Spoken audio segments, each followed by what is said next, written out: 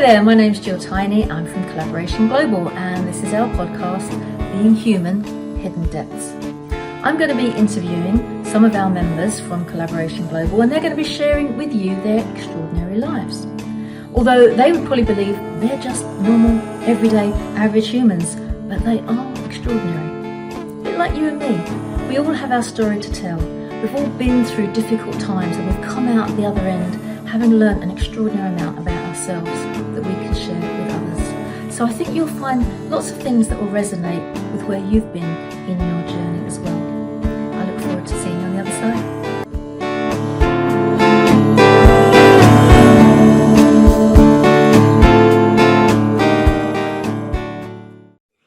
Hello and welcome back to Being Human, Hidden Depths, the podcast where we explore how ordinary people, so-called ordinary people, actually are quite extraordinary. So my name is Jill Tiny and I'm part of the Collaboration Global community. And I'd like to welcome today Alessandro, who is one of our newer members at Collaboration Global. And welcome, Alessandro. Lovely to have you here. Thank you very much. Yeah, very happy to be here. One of the reasons I am deeply joyed by you being part of our community is you have already, in a very few 3 or 4 months, made a huge impact just by turning up. Because what you do at our guest meeting, and if anybody's been to one of our guest meetings, they will already have experienced what you do, is you bring this wonderful essence of calm into the event. So we meet for 2 hours on Zoom. It's in the afternoon and a lot of people are a little bit stressed and it's like, it's another Zoom meeting. I've already had 10 today and I'm rushing and I've got to do the emails. I haven't sent the invoices out yet. And then come on, Jill, get on with it. What's this meeting? And you come in and you go, whoo. And through your meditation, I mean, for me as well as anybody else, you know, the last time we had a meeting, I don't know if you know, but one of our speakers couldn't get online. And as much as we were trying for the half an hour before the thing started, we couldn't get her online. So I came online being all, hello, welcome, it's great, knowing that I didn't have a speaker. And fortunately, there was somebody else who was looking after this lady and she was able to carry on doing it. And eventually I saw this little speaker pop up on the Zoom. I thought, oh, thank goodness for that. But because I had you there, and then you went through literally 2-minute meditation that was just so beautiful. But I know people said to me, oh, what a great way to start a meeting, because it just gets everybody grounded, everybody centered, really calm. So thank you for that. Before we even start, I'd just like to say I really appreciate that. And thank you for doing that. So before we get going, Alessandro, a question I ask everybody is, why are you here? What attracted you to Collaboration Global? How did you find out about us? But what made you go, I want to be part of this crew? Yeah, I was invited as a guest by Riccardo Sai, who's another Italian. That's right. And he just said, come and have a look at this group. And I like the name Collaboration Global. I think it's one of the big words of the year, and not just of the year, but since the pandemic, we all really need to collaborate and can collaborate a lot more efficiently and better than we used to. I think in the past there's been a culture of people doing whatever they can for themselves, rushing around, and we've all had to slow down and look at what we're here for. And I came on the meeting and I just loved this this group of very, very kind of committed people, all from different industries, but who are really contributing, and their intention was and is to collaborate together and build each other up. And I'm in I have been quite a few networking meetings since COVID started online, and this was just so inspiring. I joined immediately. I thought there's no doubt this is where I want to be, with these like-minded individuals who are all different ages, different industries, and yet here for a common purpose. So I think it's the intention and the purpose of this group, and it's a reflection of the members that I joined immediately from what I saw, and I think it's an amazing group that offers so much through the great speakers from all over the world to the collaboration and all the support that's needed. I think a lot of these networking groups there's not that much support. You just pay, get on and get off, and it's not really, yeah, I mean, it's not really that inspiring. I had to leave one of them recently because it was just, people were right in it for what they could get. And I know you often talk about the being rather than what we do, and it feels like we really connect well with, you know, other people, what they stand for. Yeah, it's, I mean, there are other groups out there that have that that essence of community and love, and that deeper connection, rather than the transactional, hey, what's in it for me, what am I going to get out of this? And I have experienced those kind of groups, but what I've realized over the years is that happens by accident rather than design. And kind of what we're creating is like, this is how you create this environment. You can do this and do this. I mean, there's no fail-safe 100% rules of the game, but by following certain criteria that we've discovered over the last, I don't know, for me, last 15 years, when you follow that kind of criteria, then you orchestrate the click, that moment when everyone goes, oh, I knew I'd get on with you. Oh, you're such an amazing person. Oh, this is, I love, we have such a great energy together. And I think maybe what you experienced when you first came, even though it was on Zoom and we weren't face to face, you felt the vibe, you felt the energy. Yeah. And I think that is what is attracting people. And I'm not saying we're unique. I think there are other groups out there that are like that, but we're unique in the fact that we're looking for more than just what we can get out of it. Yeah. We're looking more from the opposite end of the spectrum with, well, how can we help? What could we do here that would be really useful for this community? How could I help them? What could I do? And I think when that is employed, and not everybody's like that, but the majority are, when that is employed, as I say, the energy is just different and the outcomes are different. And the retention and the flow and the transactions that occur as they do, because people, when they get together, will end up doing some business together. When they occur, it's easy and it's smooth, and it's less likely to be, oh, that one strike me up, oh, that one never paid the invoice. We don't hear that so much. I mean, I've heard that in other groups that I've been part of. Oh yeah, he seemed like a really nice bloke, but did you know he still owes me so many £1,000? You're like, oh no, I didn't realize that. I don't tend to get that. We have had it in the community, but it's a rarity. It really doesn't happen very often. So it's interesting. Thank you. I'm glad for somebody who is their kind of day job to feel the vibe and to get connected. That's what you receive. No, I got it immediately. And also I think you guide it very nicely, you know, reminding people what it stands for at the start, at the end. And, you know, that's a beautiful container. You know, and if it doesn't resonate with people, then that's not for them. It's not for everyone, like anything. But I think most people these days are definitely looking for a group they can belong to and trust, and also help each other to collaborate. And, you know, the synergy of working together is quite powerful. Yeah, and I don't know if you find this, but since the dreaded C word, COVID, people are wanting that connection and wanting that safe space and wanting that feeling of more than just business. Yeah, definitely. There's more to it than that. I think there's a craving out there for, and the connection from the point of view of we're all working from home now. And it's just nice to meet like-minded, but also like-hearted souls that you feel like they get me. They know what I'm like. Oh, I really like that person because she gets me. Yeah. That's what we're after. So let me take you back, because part of the purpose of this podcast is not only to find out about you as a member of Collaboration Global, but also the essence of who Alessandro is. Now, as you've already said, in Italian. So already we have different cultures involved, different perspectives, different contexts of what you do and where you come from. So I'm curious, as I always am for people on this podcast, is I love to see in people's faces, I can visualize the child within the man. And I used to be a primary school teacher, and I used to have 8-year-olds in my class, and I could see the man in the child. And whether that's something everyone can see, I don't know, but I just feel like I can see you as an 8-year-old. And I would just love to know that, what was in your heart at that point? Were you, you know, part of a gang? Were you a sporty child? Were you a dream child that was always looking out the window? That would be me. You know, how did you, what was your passion when you were 8 years old? When Wow. somebody said to you, what are you going to do when you grow up, Alessandro? What would you have Yeah. said? How interesting. I mean, that was a very, very delicate age because I was living in Turkey, and Wow. that was our first English school. So I was born in Indonesia. My dad worked for United Nations.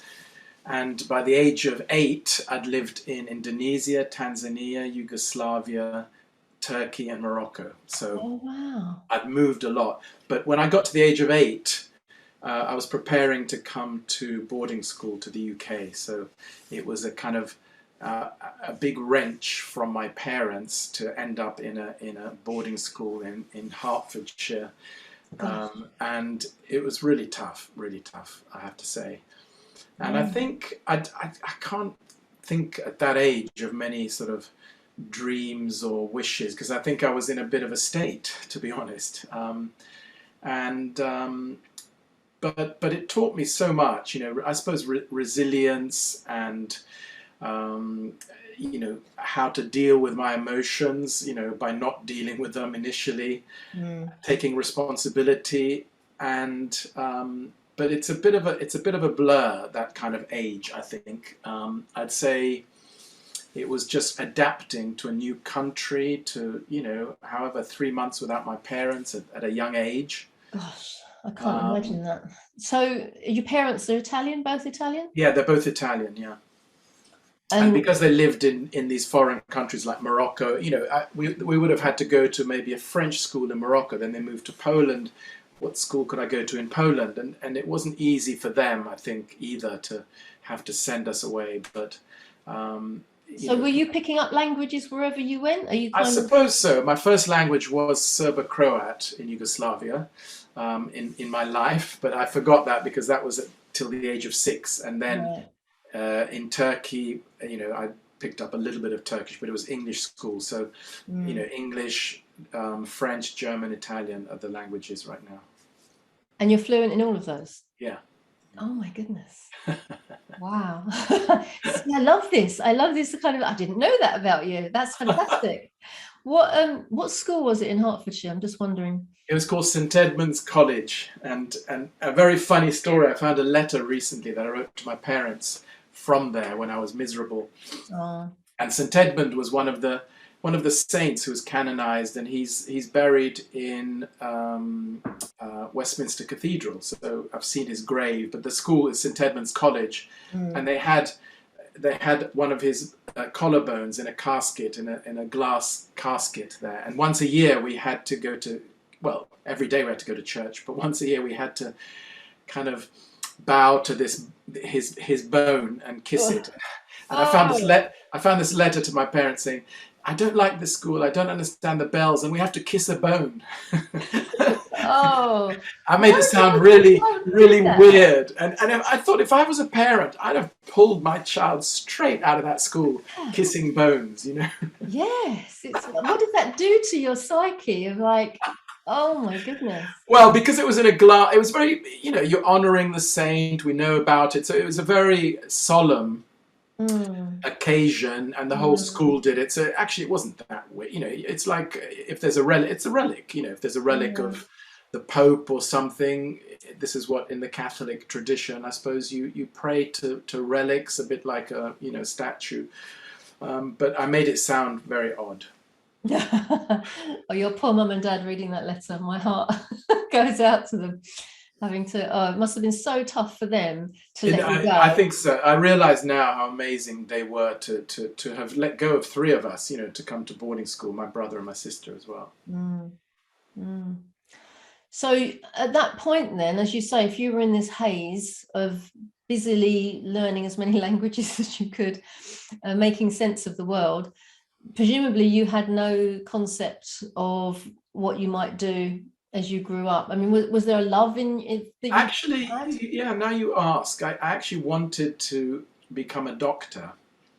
And in those days, in this country, as you know, you decide on your A levels quite early on at the age of, I was actually 15, but usually 16. Mm-hmm. So I remember being in a room with 3 teachers, three quite senior teachers, saying I want to do chemistry, biology, and French for A level.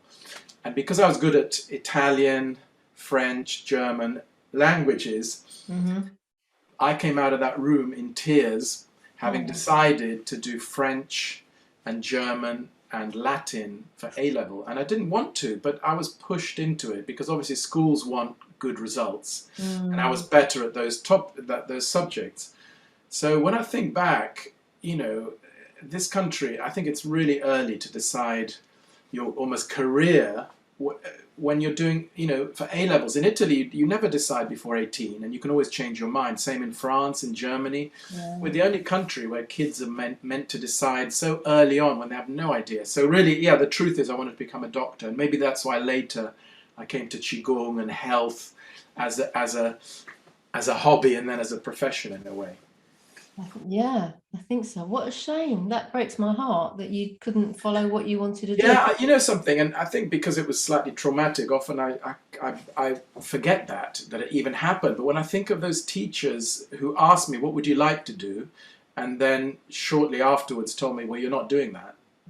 You know, you don't have a choice. This is what you will be doing, was completely, you know, I would say nowadays that would be, you know, quite abusive in a way. Well, yes, but sadly, I don't think it's that uncommon. I used to do this a few years ago, maybe 10 or 12 years ago, and I used to do stress busting clubs for sixth formers, going through the exam system and having just chosen their exams and everything. And I'd say to them, you know, why are you choosing it? Oh, my mum told me I had to, or my dad's an accountant, so I'm going to be an accountant, or my dad's a doctor, so I'm going to be a doctor. But what do you want to do? What do you mean? What do you want to do? Yeah. And even this is like 18-year-olds. Wow. They were like, I don't get to choose, do I? I mean, I have to do what I get told to do. And it's this kind of channeling in. Yeah. I'm not saying that all parents tell their kids that they have to do this, this, and this, but there is an awful lot of them that, you know, don't even want to go off to university and then get shunted off because you have to go to university. And it's really, the education system doesn't allow for people to discover what their genius is and then to fan that out to see what they could create from that. You're right, yeah. It doesn't allow entrepreneurship or dreaming or anything these days. I think it will have to change because I think a lot more parents now are, you know, unhappy about you know, how the schools push certain topics or subjects like maths and English and no sport and no health and you know, none of the arts. Yeah, very few arts. Yeah, definitely. So what would you say is a really happy childhood memory for you? What kind of something that sticks out that you could share? I think in Sardinia, going every year on holiday, fishing and going to the beach. I'd go to the beach in the morning, have lunch, and then go fishing in the afternoon every day. And it's a small island, and it's just so beautiful then and now, and quite unspoiled in many ways. So yeah, just the freedom of being, you know, being by the sea and you know, being around big family on my mum's side. The whole family is from Sardinia. So yeah, maybe those are the abiding memories. That's beautiful, and maybe that's where the seed was sown when you were fishing, to kind of contemplate and connect to who you are, because you're in this quiet, peaceful space. Unless, of course, you're going out shark fishing in the sea. I don't know. But no. It was with a fishing line sitting at the port. You know? Yeah, and very peaceful. It's finding that happy place, isn't it? It's finding that peaceful space that is translated into what you do now. And you've gone obviously a journey around to get to where you are now. But I love the fact, I mean, Simon Sinek does this in a lot of his podcasts as well, is that he kind of associates the happy memory from somebody of their childhood to what they are doing now. And it's like, you found your end goal. The legacy for you being on this planet is to help people find their freedom and help people to connect more deeply with who they are and what their purpose is. And if you look at your happiest memory, that actually is you, and you're planting the seeds of you to what you're doing today. True. I love that picture of you fishing and being content and being at peace with your what must have been a very hectic life, traveling all over the place. And it was. I think it's hard to actually, when I came to Qigong. A lot of people come to Qigong through ill health because it is a practice to rebalance the energy system in the body. And I came out of curiosity and out of boredom. I had nothing to do that weekend.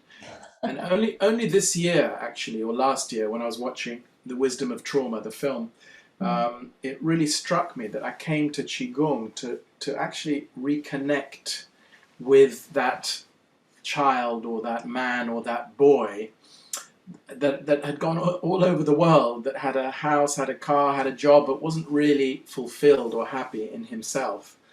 And when I think back, it was about reconnecting to my true nature, and that's what 35 years later has really nourished me, and that's how I help people as well.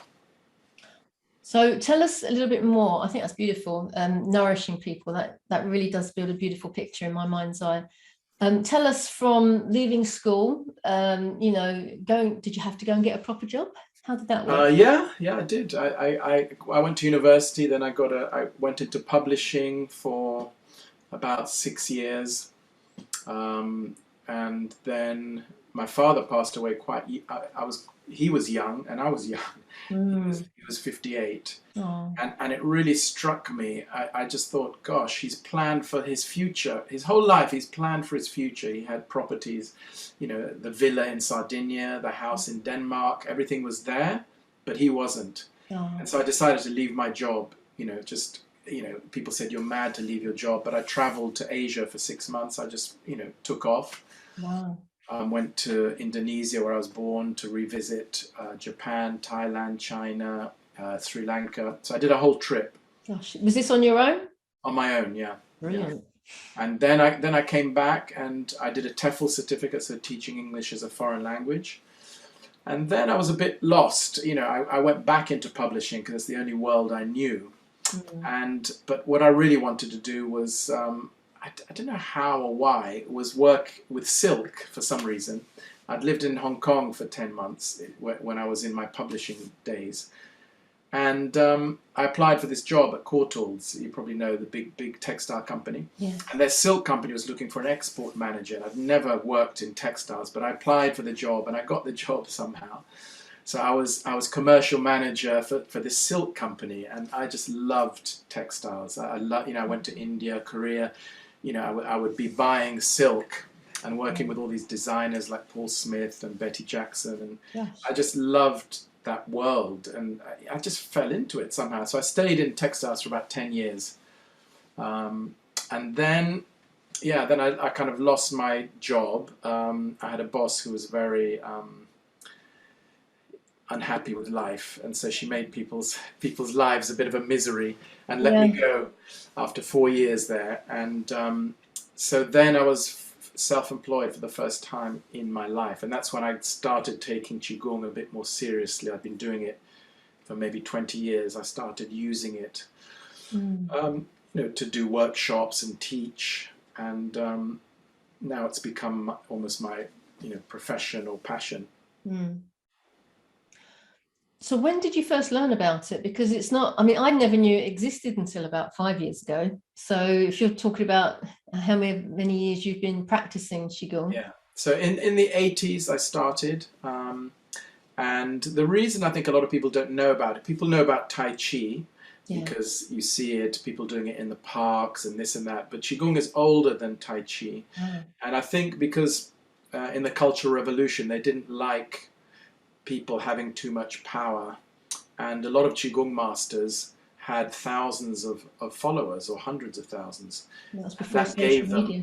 That was before social media as well. Yeah, well, exactly. Yeah. I mean, the Chinese government. A Qigong, a master would do a session for say 5,000 people. He'd have a stadium, 5,000 people, and he would transmit the energy, and there was a kind of energy in this, and everyone would get the healing of some kind.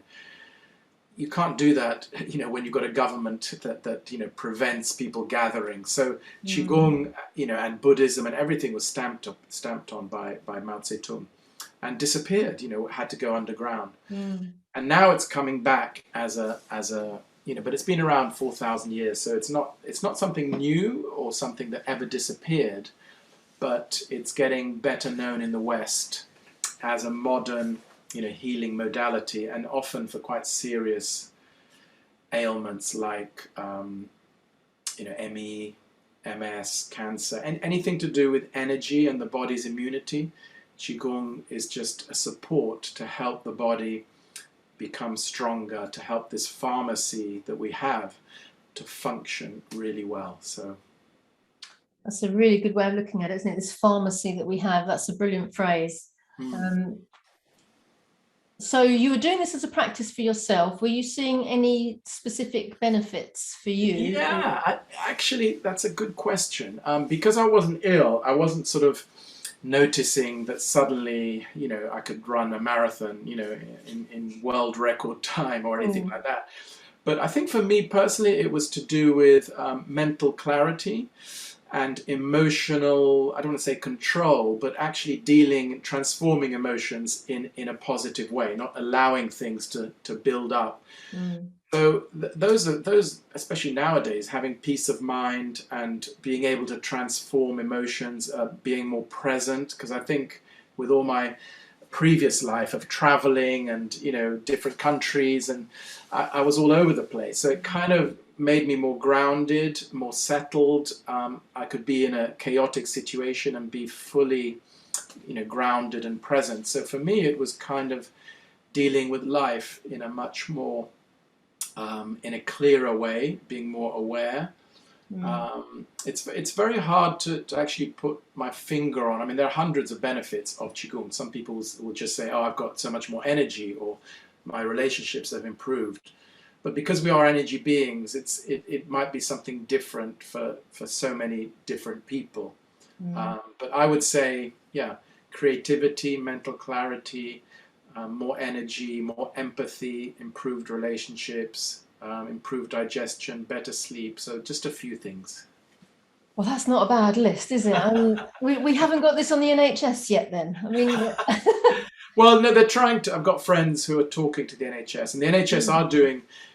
They have taken Tai Chi in, for sure. Yeah. But it's a bit tricky because of whatever, insurance and politics. But they are looking at Qigong, and I have done talks to GPs, and they've loved it. I did it to a group of GPs down in Kent once, and they absolutely loved sensing the energy between their hands, because it's not something that they're really aware of, but we are energy beings. You can a tree, without the Qi or the energy is dead, and that's same as us. Once the energy is cut off, we're cut off. So and that's why you can understand where they talk about forest bathing, can't you? To go into a forest to connect to the energy of nature and life in all its glory. Definitely. Yeah. I mean, for a long time, we didn't really have any plants in the house. And then you realize what the benefits are of plants. It's not just about what they breathe in and what they breathe out. It's the whole gamut of this kind of, you want your plants to flourish, and they will flourish in a positive, empowering, not so much empowering, but a positive energy space. So and they're reflections a little bit of us. If our plants are always dying, we need to ask, where are they positioned? Are we... Well, you don't have to always talk to them, but it is proven that when we, if you had two plants and you talk to one, after 6 months, the one you talk to is definitely more vibrant. That's it's like the rice experiment, isn't it? Now you probably tell me, and also the ice cubes, where I haven't. Please bear with, because I'm not sure if all the facts are right here, but I have been told that if you put a grain of rice that is black, like it's gone off, it's not good, into a sack of white rice, then eventually is that the right way around? Or it's to do with the transference of the energy and the negative energy. So that's right. You talk to it in a negative way, and it turns black. Same with the ice or water. And then you freeze it, and then you put it under a microscope. And if you've been talking to that water in a negative way, then the crystals are not as beautiful. Not as beautiful as some water that you've been talking to in a positive, beautiful way. Yeah, there's the Japanese. He's a Professor Emoto who's now passed away, and it's called "The Hidden Messages of Water" is his book. That's it. Yes. And he, he photographs the crystals, even playing music, Mozart. Then he photographs the frozen crystals, and they're just gloriously beautiful. And then he Mm, plays music that's completely chaotic, and there's no crystals. It's just a mess, you know. mm, So yeah, and water is energy. We are mostly water, 90%. mm. So it all makes sense, you know. And yet today people will listen to that. If you'd said that 30 years ago, they'd have gone crazy. Yeah, yeah. you know. So you've moved on then, you've taken Qigong into your life for your benefit, for you understand the health benefits. When did you make the transition to go, I'm not going to do the 9 to 5 and work for somebody else. This Yeah. actually is my life's gift to everybody. This is my purpose and my mission. I mean, you told me you have a mission. Do you want to read it to us now? Yeah, I think earlier you almost covered it with your description. I wrote it this year for the first time, you know, ever. But it's to inspire and empower you to feel better connected, open-hearted, and reveal more of your true potential. Mm, Um, and for some people, they just want more inspiration. That's fine. They can do a very simple self-healing practice, and their mind is clear, and that's good enough.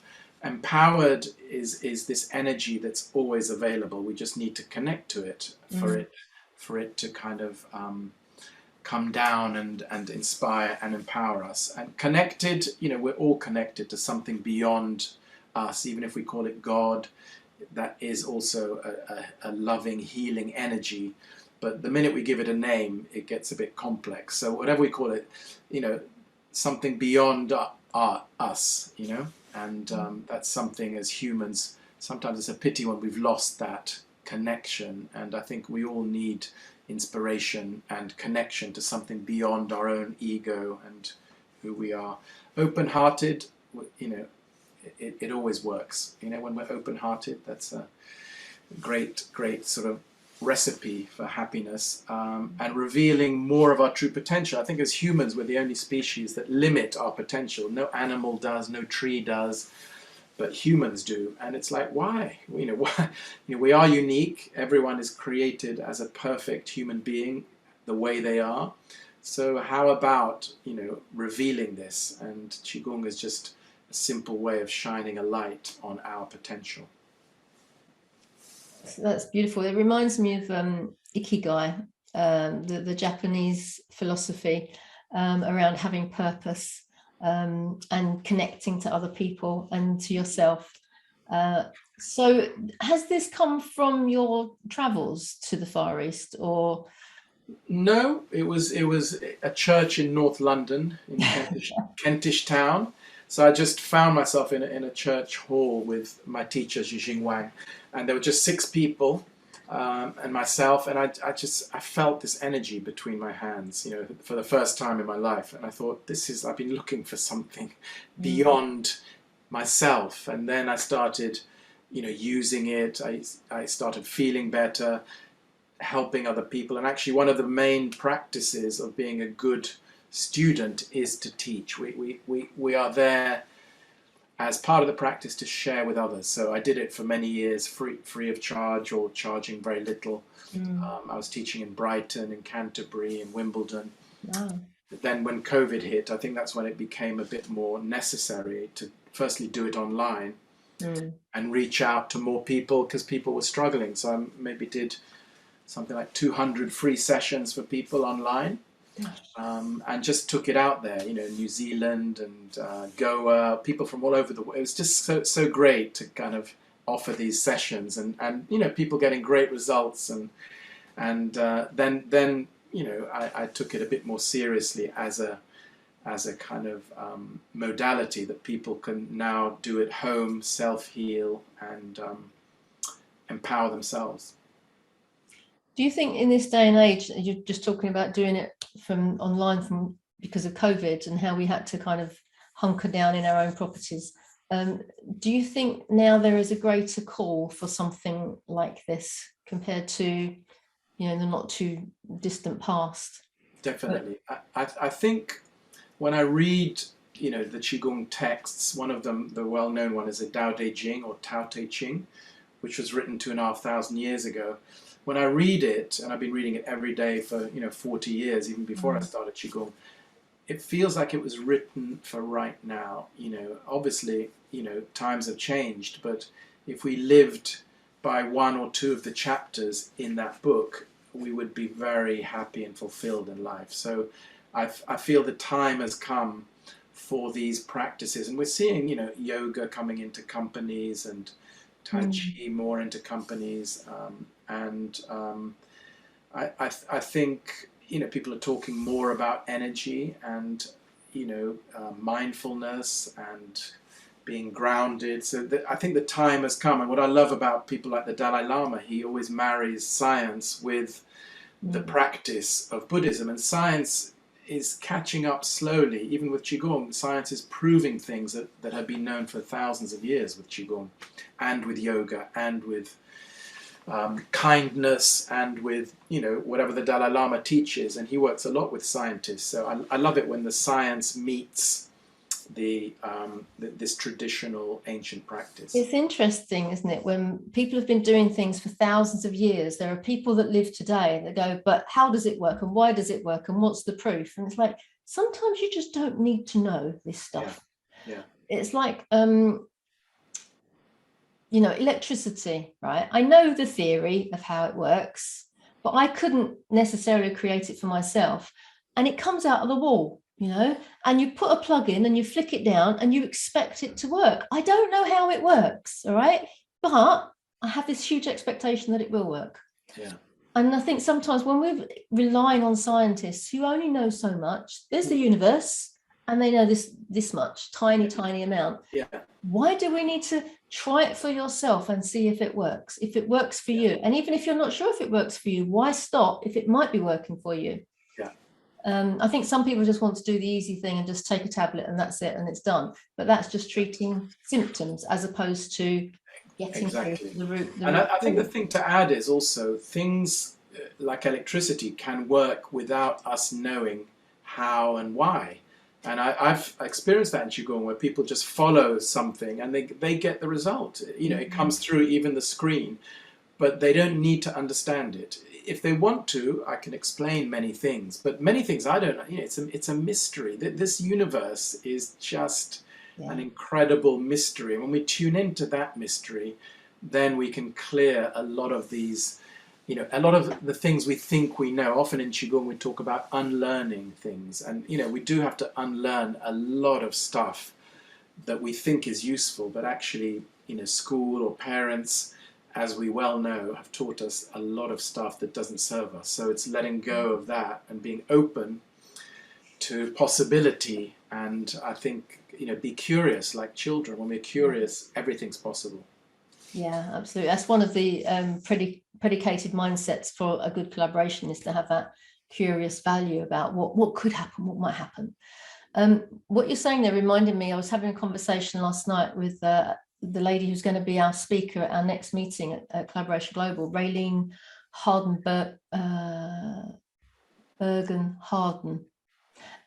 Very strange name. Anyway, Canadian, and she does a lot of work with the ethnic people in Canada. And she has been told by some of the elders that go through these spiritual rituals that of all the people, the indigenous people of the world, everyone has got their teachings from thousands of years ago, from the very origin of man, that they still do today. They still follow the teachings and the rituals and the learning and the health-giving benefits and everything, apart from white people who did have the teachings, but they've been cut off, and we have no elders that refer to this is how we do things. Now, we might have teachings in the Bible, and I'm assuming that there are as many of them within that. Yeah. But at some point, it did kind of get cut off. So we've been living in our own energy and our own power, and no wonder we're suffering as a result. I mean, not just physically, but mentally as well. Yeah. And I mean, I think I think things are changing when I say for the better, I think there's always solutions to these things. And I think a lot more people are talking about this connection with our ancestors. You know, all the work I do as well is realizing we still have the DNA, we still have our ancestral Blueprint. blueprint. When we connect with it, it's all there. It's just like you say, if it's cut off and we think this is who I am, you know, this is my name, this is my job, and that's it. We are isolated more, and definitely our health and our life isn't as supported and joyful. So I would say, and I've been to, I mean, I remember it's in the south of France, I was on a retreat, and this Russian chap who owned the center took us for a walk in the vineyard, and he stopped us all, that 20 Qigong students, and he didn't know anything about Qigong, but he said, the problem with all of you is you've lost touch with your ancestors, you know? You need to reconnect. And it's like, wow, really? What? and it was just, and the Chinese are very good at, you know, kind of worshipping their ancestors, remembering. And I bring them in now from Sardinia. I honor them. I'm grateful to them because they're lining up behind me, you know, saying, come on, do your best. You know, and it was good and bad, but actually the good is amazing. So I think that woman has, you know, a lot of wisdom to say that, but we can all do that. It's just a kind of, how do we reconnect with our ancestors? I agree, it's a very important thing. Oh, that's another topic for another podcast, I'm thinking. That's fantastic.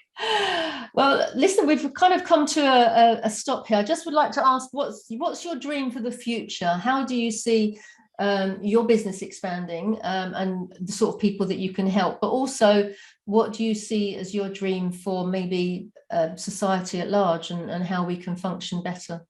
Yeah, I mean, I have quite a big vision, and sometimes, you know, I get nervous and worry, and I think, oh, don't be silly, you could never do that. But my big vision is, you know, to have a retreat center or place where people can come to reconnect with themselves with different modalities like time in nature, like Qigong, you know, but music, dance, movement, nutrition, so that everything is in this center and helping all kinds of people from, you know, mental health to blind to deaf. So everybody has modalities, and that these centers could exist, you know, and available, you know, everywhere, because it's not a big deal to get people together and create these modalities. And I think, you know, collaboration as we do in this group with other individuals to create a kind of a healing center, but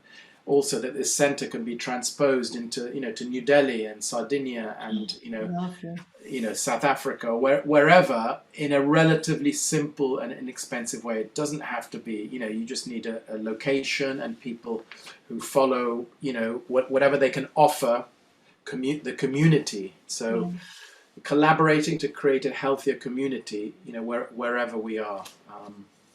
And be the change that you want to see. Be that, you know, by having created that. You're talking into my language, Sandro, because that's one of the things I've always wanted to do is to have a space, wherever that may be, where people from the community can attract other people to support them and help them, whether it be through yoga or Qigong, or how to eat healthily, or how to do mind, body and spirit, personal development, and just have this retreat that is just a very beautiful, enriching space that we can hold a positive, powerful energy together. And then people come in wounded and they go back empowered, and they go back into the world. So, beautiful. Exactly. Should we do that? Let's do that. Let's do that. Why not? Yeah.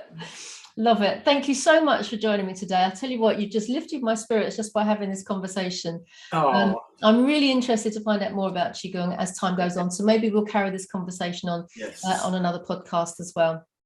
Thank you. And I don't often talk about myself, so I appreciate you asking me, and it feels kind of empowering to just even talk about the, you know, the difficulties and the vulnerabilities, because you know I'm far from perfect, and I've learned so much from being honest and honoring all those things. So I really appreciate talking to you, and thank you so much. Thank you. And you're the epitome of what this podcast is about, is that you kind of hide away what's your past from the point of view of, yes, it was tough, I've gotten over that, I'm doing this now, but actually that's created the person that you are here in front of us. And we all go through these things, and some people go, oh, it wasn't that bad, and other people go, oh, I've had trauma and I can't cope and my life is ruined.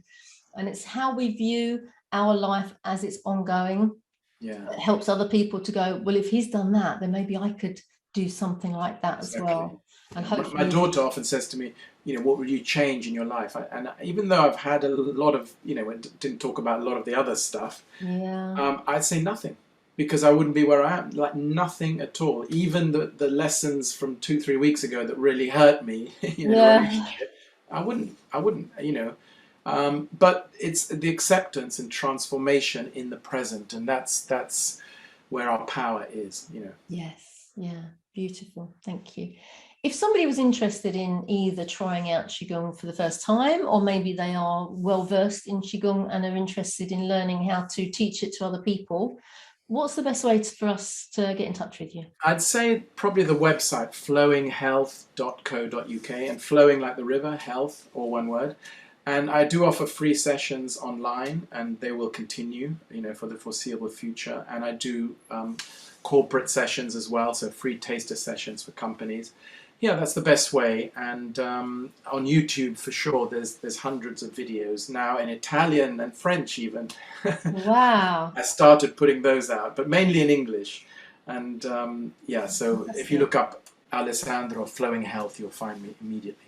Flowing Health. What a beautiful name for your business. Yeah, I thought about it before starting Qigong. It was very odd. I don't know why. I thought this is a bit of a silly name, and now it's the perfect name.